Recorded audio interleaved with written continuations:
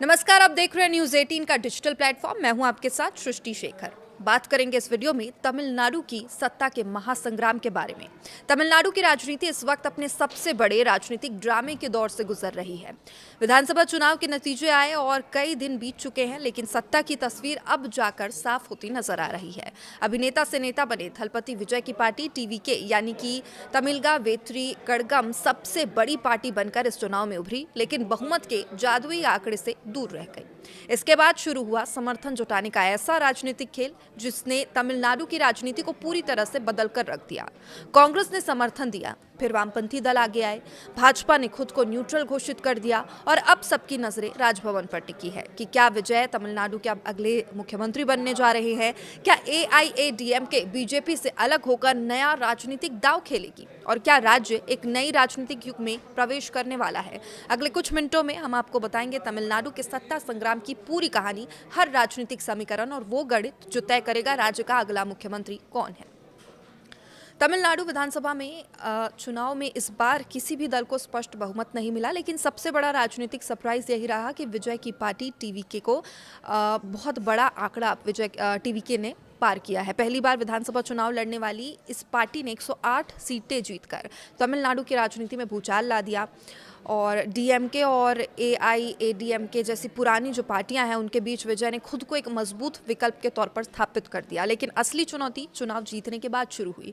अब सरकार बनाने के लिए चूंकि चाहिए 118 विधायक और टीवी के 10 सीट पीछे रह गई है, 108 विधायक उनके पास हैं। इसके बाद विजय ने समर्थन जुटाने की कोशिश शुरू की। कांग्रेस ने समर्थन दिया, लेकिन आंकड़ा सिर्फ 113 तक पहुंच पाया, चूंकि कांग्रेस के पास सिर्फ 5 विधायक थे। विजय 2 बार राज्यपाल से मिले, लेकिन उन्हें सरकार बनाने का न्योता नहीं मिला। राजभवन का साफ संदेश था, पहले बहुमत साबित कीजिए, और यहीं से तमिलनाडु की राजनीति में शुरू हुआ असली सत्ता का संग्राम। तो देखिए, थलपति विजय तमिल सिनेमा का सुपरस्टार और अब तमिल राजनीति का भी सबसे बड़ा चेहरा। विजय ने चुनाव प्रचार के दौरान खुद को भ्रष्टाचार और पारंपरिक राजनीति के खिलाफ विकल्प के तौर पर पेश किया। युवाओं और शहरी वोटर्स के बीच उनकी लोकप्रियता साफ दिखाई दी। टीवीके की सफलता ने तमिलनाडु की राजनीति में तस्वीरें जो नई ताकत, तीसरा जो नया मोर्चा है वो तैयार किया। लेकिन सत्ता तक पहुंचने के लिए सिर्फ लोकप्रियता नहीं बल्कि नंबर्स भी चाहिए होते हैं, और यही नंबर जुटाने के लिए विजय लगातार राजनीतिक दलों से बातचीत भी कर रहे हैं। राजनीतिक समीकरण उस वक्त बदले जब कांग्रेस ने विजय को समर्थन देने का फैसला लिया। कांग्रेस के 5 विधायक टीवीके के साथ आए। इसके बाद निगाहें वामपंथी दलों पर टिक गई और अब सबसे बड़ी खबर यही है कि सीपीआई और सीपीएम ने भी विजय को समर्थन देने का फैसला लिया। सूत्रों के मुताबिक भारतीय कम्युनिस्ट पार्टी यानी सीपीआई ने बिना शर्त समर्थन पत्र सौंप दिया है। वहीं सीपीएम ने बाहरी समर्थन देने का फैसला लिया। सीटीआर निर्मल कुमार ने वामपंथी नेताओं से मुलाकात कर समर्थन पत्र हासिल किया है और भाकपा विधायक दल के नेता थली रामचंद्रन ने भी समर्थन पत्र पर हस्ताक्षर कर दिए। अब कांग्रेस और वामपंथी दलों के समर्थन के बाद विजय के पास 118 से ज्यादा विधायकों का समर्थन होने का दावा किया जा रहा है, यानी कि जादुई आंकड़ा पूरा हो गया है।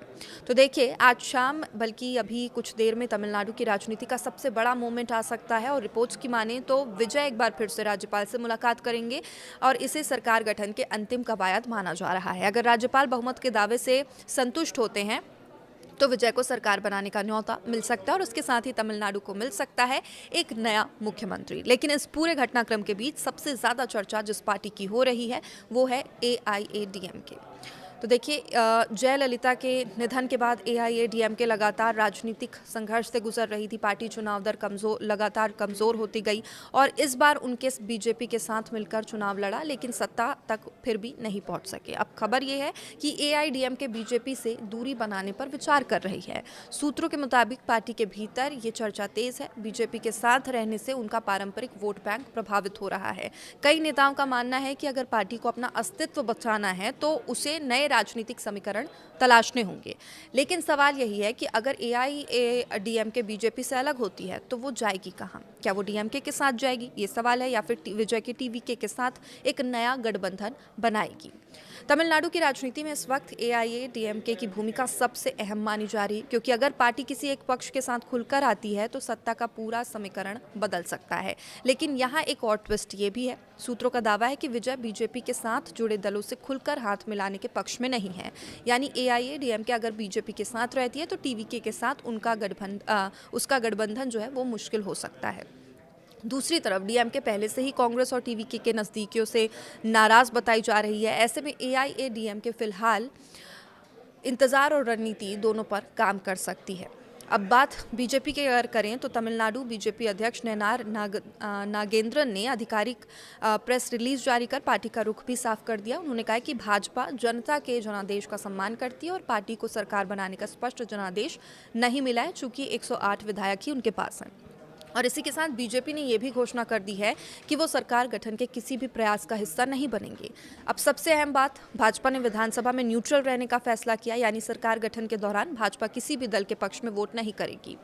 तो देखिए, अब सवाल यह है कि बीजेपी के इस फैसले का असर क्या हो सकता है। दरअसल बीजेपी अगर किसी एक पक्ष के साथ खुलकर आती तो बहुमत का गणित तेजी से बदल सकता था, लेकिन न्यूट्रल रहने के फैसले ने दोनों खेमों की मुश्किलें बढ़ा दी है। हालांकि सदन में भाजपा की तटस्थता से बहुमत का जो आंकड़ा है वो तकनीकी रूप से कम हो सकता है, लेकिन इससे किसी एक दल को सीधा फायदा नहीं मिलेगा। यानी अब छोटी पार्टियों और निर्दलीयों की जो अहमियत है वो और बढ़ सकती है। और तमिलनाडु की राजनीति में इस वक्त हर घंटे समीकरण बदलते दिखाई दे रहे हैं। राजनीतिक दल लगातार बैठकों में जुटे हुए हैं, फोन कॉल्स का दौर जारी है, बैकडोर बातचीत, समर्थन पत्र और राजनीतिक बैठकों का भी दौर जारी है। सब कुछ तेजी से चल रहा है। राज्यपाल की भूमिका भी अब बेहद अहम हो गई है, क्योंकि अंतिम फैसला राजभवन से ही निकलने वाला है। अगर विजय को सरकार बनाने का न्योता मिलता है तो उन्हें विधानसभा में बहुमत साबित करना होगा, और अगर किसी वजह से बहुमत साबित नहीं हो पाया तो राज्य नए राजनीतिक संकट में फंस सकती है। तमिलनाडु की राजनीति लंबे समय तक दो बड़े दलों डीएमके और एआईएडीएमके के इर्द गिर्द ही घूमती रही है, लेकिन इस बार के चुनाव ने संकेत दिए हैं कि राज्य की राजनीति बदल रही है। विजय की एंट्री ने राजनीतिक समीकरण पूरी तरीके से बदल दिए हैं। युवा मतदाता अब नए विकल्प तलाश रहे हैं, और यही वजह है पहली बार चुनाव लड़ने वाली पार्टी सत्ता के दरवाजे तक पहुंच गई है। अगर विजय सरकार बनाने में सफल होते हैं तो ये सिर्फ एक राजनीतिक जीत नहीं होगी, बल्कि तमिलनाडु की राजनीति में पीढ़ी परिवर्तन का संकेत भी माना जाएगा।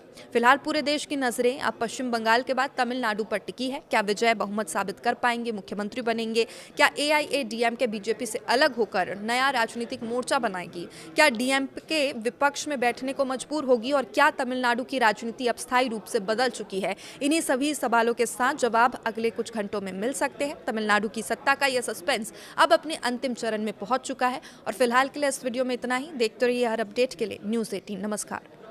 विधानसभा चुनाव के नतीजे आए और कई दिन बीत चुके हैं, लेकिन सत्ता की तस्वीर अब जाकर साफ होती नजर आ रही है। अभिनेता से नेता बने थलपति विजय की पार्टी टीवीके यानी कि तमिलगा वेत्री कड़गम सबसे बड़ी पार्टी बनकर इस चुनाव में उभरी, लेकिन बहुमत के जादुई आंकड़े से दूर रह गई।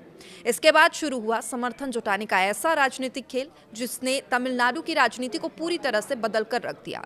कांग्रेस ने समर्थन दिया, फिर वामपंथी दल आगे आए, भाजपा ने खुद को न्यूट्रल घोषित कर दिया, और अब सबकी नजरें राजभवन पर टिकी है कि क्या विजय तमिलनाडु के अब अगले मुख्यमंत्री बनने जा रहे हैं? क्या एआईएडीएमके बीजेपी से अलग होकर नया राजनीतिक दांव खेलेगी? और क्या राज्य एक नई राजनीतिक युग में प्रवेश करने वाला है? अगले कुछ मिनटों में हम आपको बताएंगे तमिलनाडु के सत्ता संग्राम की पूरी कहानी, हर राजनीतिक समीकरण और वो गणित जो तय करेगा राज्य का अगला मुख्यमंत्री कौन है।